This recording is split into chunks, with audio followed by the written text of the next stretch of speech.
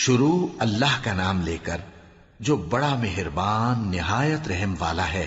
سب تعریف اللہ ہی کو ہے جس نے اپنے محبوب بندے محمد صلی اللہ علیہ وآلہ وسلم پر یہ کتاب نازل کی اور اس میں کسی طرح کی کجی اور پیچیدگی نہ رکھی، بلکہ سیدھی اور سلیس اتاری تاکہ لوگوں کو عذاب سخت سے جو اس کی طرف سے آنے والا ہے ڈرائے، اور مومنوں کو جو نیک عمل کرتے ہیں خوشخبری سنائے کہ ان کے لیے ان کے کاموں کا نیک بدلہ یعنی بہشت ہے جس میں وہ ہمیشہ رہیں گے، اور ان لوگوں کو بھی ڈرائے جو کہتے ہیں کہ اللہ نے کسی کو بیٹا بنا لیا ہے۔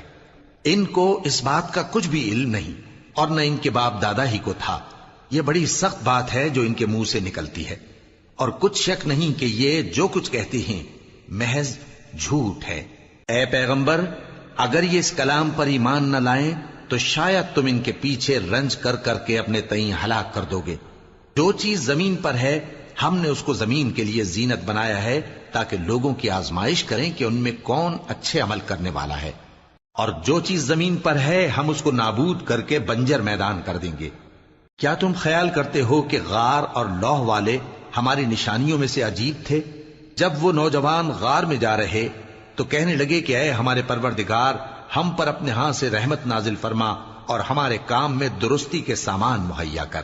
تو ہم نے غار میں کئی سال تک ان کے کانوں پر نیند کا پردہ ڈالے رکھا، یعنی ان کو سلائے رکھا، پھر ان کو جگا اٹھایا تاکہ معلوم کریں کہ جتنی مدت وہ غار میں رہے دونوں جماعتوں میں سے اس کی مقدار کس کو خوب یاد ہے۔ ہم ان کے حالات تم سے صحیح صحیح بیان کرتے ہیں۔ وہ کئی نوجوان تھے جو اپنے پروردگار پر ایمان لائے تھے، اور ہم نے ان کو اور زیادہ ہدایت دی تھی، اور ان کے دلوں کو مربوط یعنی مضبوط کر دیا۔ جب وہ اٹھ کھڑے ہوئے تو کہنے لگے کہ ہمارا پروردگار آسمانوں اور زمین کا مالک ہے، ہم اس کے سوا کسی کو معبود سمجھ کر نہ پکاریں گے۔ اگر ایسا کیا تو اس وقت ہم نے بے عقلی کی بات کی۔ ان ہماری قوم کے لوگوں نے اس کے سوا اور معبود بنا رکھے ہیں، بھلا یہ ان کے معبود ہونے پر کوئی کھلی دلیل کیوں نہیں لاتے؟ تو اس سے زیادہ کون ظالم ہے جو اللہ پر جھوٹ باندھے؟ اور جب تم نے ان مشرکوں سے اور جن کی یہ اللہ کے سوا عبادت کرتے ہیں ان سے کنارہ کر لیا ہے تو غار میں چل رہو، تمہارا پروردگار تمہارے لیے اپنی رحمت وسیع کر دے گا اور تمہارے کاموں میں آسانی کے سامان مہیا کرے گا۔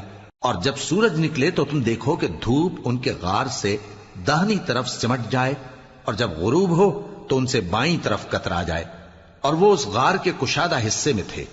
یہ اللہ کی نشانیوں میں سے ہیں، جس کو اللہ ہدایت دے وہ ہدایت یاب ہے، اور جس کو گمراہ رہنے دے تو تم اس کے لیے کوئی دوست راہ بتانے والا نہ پاؤ گے۔ اور تم ان کے متعلق خیال کرو کہ وہ جاگ رہے ہیں حالانکہ وہ سوتے ہیں، اور ہم ان کو دائیں اور بائیں کروٹ بدلاتے تھے، اور ان کا کتا چوکھٹ پر دونوں ہاتھ پھیلائے ہوئے تھا۔ اگر تم ان کو جھانک کر دیکھتے تو پیٹ پھیر کر بھاگ جاتے اور ان سے دہشت میں آ جاتے۔ اور اسی طرح ہم نے ان کو اٹھایا تاکہ آپس میں ایک دوسرے سے دریافت کریں۔ ایک کہنے والے نے کہا کہ تم یہاں کتنی مدت رہے؟ انہوں نے کہا کہ 1 دن یا اس سے بھی کم۔ انہوں نے کہا کہ جتنی مدت تم رہے ہو تمہارا پروردگار ہی اس کو خوب جانتا ہے، تو اپنے میں سے کسی کو یہ روپیہ دے کر شہر بھیجو، وہ دیکھے کہ نفیس کھانا کون سا ہے تو اس میں سے کھانا لے آئے، اور احتیاط سے آئے جائے اور تمہارا حال کسی کو نہ بتائے۔ اگر وہ تم پر دسترس پا لیں گے تو تمہیں سنسار کر دیں گے یا پھر اپنے مذہب میں داخل کر لیں گے، اور اس وقت تم کبھی فلاح نہیں پاؤ گے۔ اور اسی طرح ہم نے لوگوں کو ان کے حال سے خبردار کر دیا تاکہ وہ جانیں کہ اللہ کا وعدہ سچا ہے، اور یہ کہ قیامت جس کا وعدہ کیا جاتا ہے اس میں کچھ شک نہیں۔ اس وقت لوگ ان کے بارے میں باہم جھگڑنے لگے اور کہنے لگے کہ ان کے غار پر عمارت بنا دو۔ ان کا پروردگار ان کے حال سے خوب واقف ہے۔ جو لوگ ان کے معاملے میں غلبہ رکھتے تھے وہ کہنے لگے کہ ہم ان کے غار پر مسجد بنائیں گے۔ بعض لوگ اٹکل پچو کہیں گے کہ وہ 3 تھے اور چوتھا ان کا کتا تھا، اور بعض کہیں گے کہ وہ 5 تھے اور چھٹا ان کا کتا تھا، اور بعض کہیں گے کہ وہ 7 تھے اور 8واں ان کا کتا تھا۔ کہہ دو کہ میرا پروردگار ہی ان کے شمار سے خوب واقف ہے، ان کو جانتے بھی ہیں تو تھوڑے ہی لوگ جانتے ہیں۔ تو تم ان کے معاملے میں بحث نہ کرنا مگر سرسری سی بحث، اور نہ ان کے بارے میں ان میں سے کسی سے کچھ دریافت ہی کرنا، اور کسی کام کی نسبت نہ کہنا کہ میں اسے کل کر دوں گا، مگر انشاءاللہ کہہ کر، یعنی اگر اللہ چاہے تو کر دوں گا۔ اور جب اللہ کا نام لینا بھول جاؤ تو یاد آنے پر لے لو، اور کہہ دو کہ امید ہے کہ میرا پروردگار مجھے اس سے بھی زیادہ ہدایت کی باتیں بتائے۔ اور اصحاب کہف اپنے غار میں 9 پر 300 سال رہے۔ کہہ دو کہ جتنی مدت وہ رہے اسے اللہ ہی خوب جانتا ہے، اسی کو آسمانوں اور زمین کی پوشیدہ باتیں معلوم ہیں، وہ کیا خوب دیکھنے والا اور کیا خوب سننے والا ہے۔ اس کے سوا ان کا کوئی کارساز نہیں، اور نہ وہ اپنے حکم میں کسی کو شریک کرتا ہے۔ اور اپنے پروردگار کی کتاب کو جو تمہارے پاس بھیجی جاتی ہے پڑھتے رہا کرو، اس کی باتوں کو کوئی بدلنے والا نہیں، اور اس کے سوا تم کہیں پناہ بھی نہیں پاؤ گے۔ اور جو لوگ صبح و شام اپنے پروردگار کو پکارتے اور اس کی خوشنودی کے طالب ہیں، ان کے ساتھ صبر کرتے رہو، اور تمہاری نگاہیں ان میں سے گزر کر اور طرف نہ دوڑیں کہ تم دنیاوی زندگی کی رونقوں کے خواستگار ہو جاؤ۔